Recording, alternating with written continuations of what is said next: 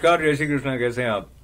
आपका स्वागत करने के साथ साथ गीता माता का आह्वान करते हुए बात को हम आगे बढ़ाएंगे और माँ के चरणों में स्मरण के साथ पार्थाय प्रतिबोधितां भगवता नारायणेन स्वयं व्यासेन ग्रथितां पुराण मुनिना मध्ये महाभारतम् अद्वैतामृतवर्षिणीं भगवतीम् अष्टादशाध्यायिनीम् अम्ब त्वामनुसन्दधामि भगवद् गीते भवद्वेषिणी।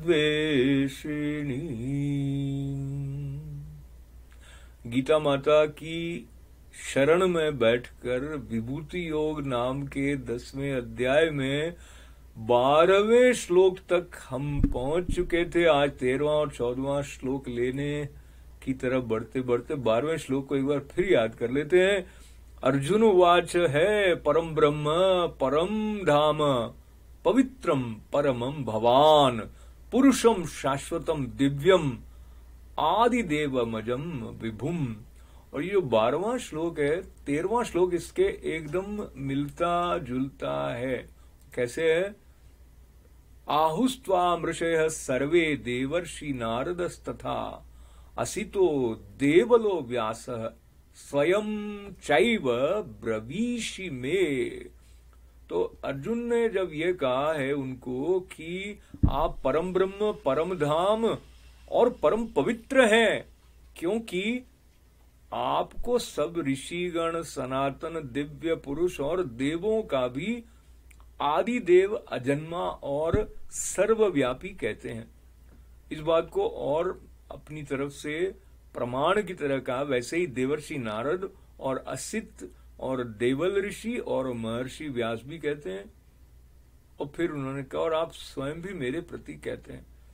तो अर्जुन जिस प्रकार से बुद्धि का प्रयोग करते हुए अपने आप को भी आश्वस्त कर रहे हैं कि वो अजन्मा के साथ संवाद कर रहे हैं, और इस बात को जब भगवान के सम्मुख वो व्यक्त कर रहे होते हैं तो उनकी स्तुति करने के साथ साथ अपनी श्रद्धा को दृढ़ करने और भगवत महिमा का गान करने का जो एक सहज आनंद है वो उनको सुलभ हो रहा होता है।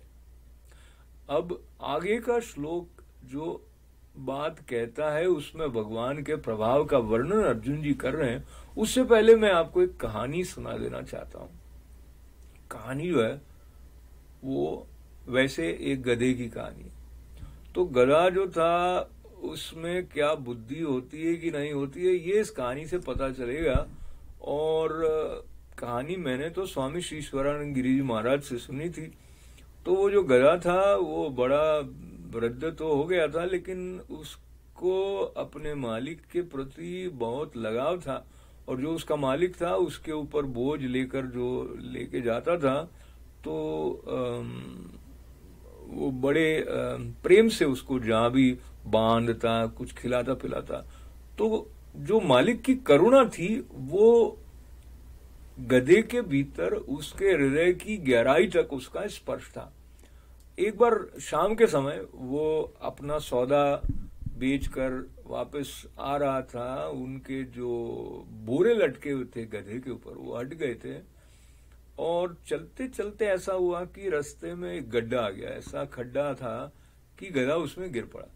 और खड्डा जो था वो बहुत बड़ा था, इतना बड़ा था कि वो मालिक के लिए ये संभव नहीं हो रहा था कि वो उससे ऊपर खींच ले, क्योंकि उस गड्ढे की जो गहराई थी वो उस गधे की ऊंचाई से समझ लीजिए 2 गुना थी।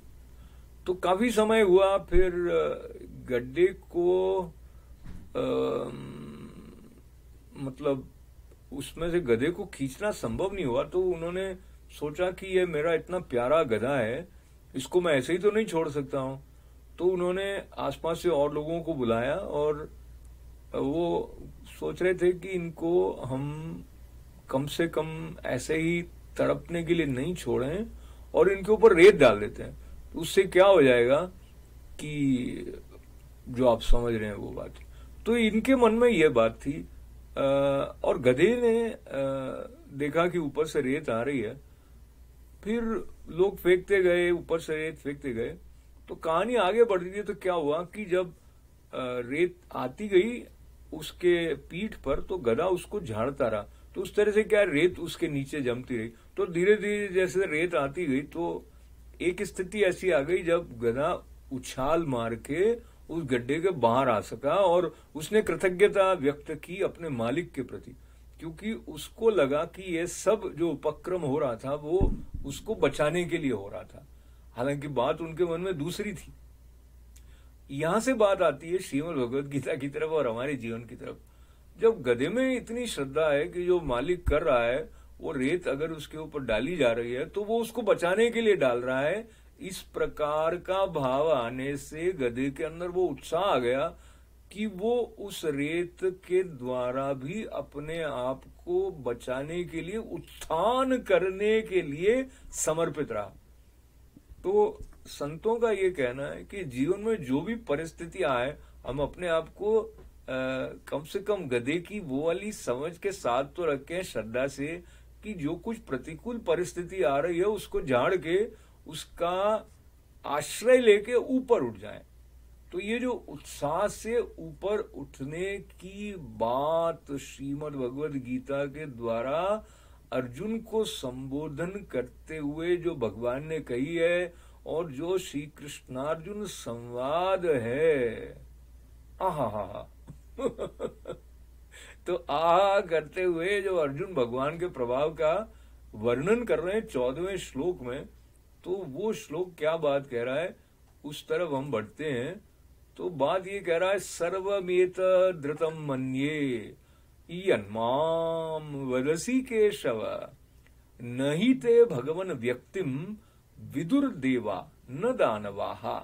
तो उन्होंने कहा कि हे कृष्ण, हे केशव, जो कुछ भी मेरे प्रति आप कहते हैं इस सबको मैं सत्य मानता हूं। हे भगवान, आपके लीलामय स्वरूप को न तो दानव जानते हैं और न ही देवता ही। अब देखिए ये जो बात है ना, वो कितनी बड़ी बात है कि अर्जुन वो बात जान रहे हैं और उनको ये भी पता है कि इस बात को न तो दानव जानते हैं और न देवता ही। और ये जो संदर्भ है वो हमारे लिए 4थे अध्याय के 6ठे श्लोक में भी कैसे आया है, तो उसको सुने, जिसमें श्री भगवान के जन्म की अलौकिकता का संदर्भ आया है। अजोपि सन्न व्ययात्मा भूतानाम ईश्वरोपि सन् प्रकृतिम स्वामधिष्ठाय संभवाम्यात्म मायया। तो ये 4थे श्लोक में, 4थे अध्याय के 6ठे श्लोक में भगवान ने कहा कि मैं अजन्मा और अविनाशी स्वरूप होते हुए भी तथा समस्त प्राणियों का ईश्वर होते हुए भी अपनी प्रकृति को अधीन करके अपनी योग माया से प्रकट होता हूं। तो ये जो साकार और निराकार वाली बात है वो इतने स्पष्ट रूप में भगवान ने इस श्लोक में जैसे बताई है, वैसी शायद ही कहीं और मिलती हो। कण कण में भगवान, मानव में माधव, सेवा ही साधना, इस प्रकार के जो सूक्तियां हैं, जो कि सार गर्भित प्रेरणाओं का भंडार है, उनका स्मरण करते हुए और ये भी स्मरण करते हुए कि पूर्णता की सिद्धि करने के लिए जो पूर्ण है उसका सतत स्मरण बहुत बहुत लाभकारी है। तो ये जो इस लोक का और परलोक का लाभ है वो लुटा रही हैं माँ, और माँ जगदम्बा गीता माता की शरण लेते हुए ये जो आनंद की धारा है, इसमें आपका साथ, आपका आभार व्यक्त करते हुए ओम पूर्णमदः पूर्णमिदं पूर्णात् पूर्णमुदच्यते पूर्णस्य पूर्णमादाय पूर्णमेवावशिष्यते। सबका मंगल, सबका कल्याण। जय श्री कृष्ण।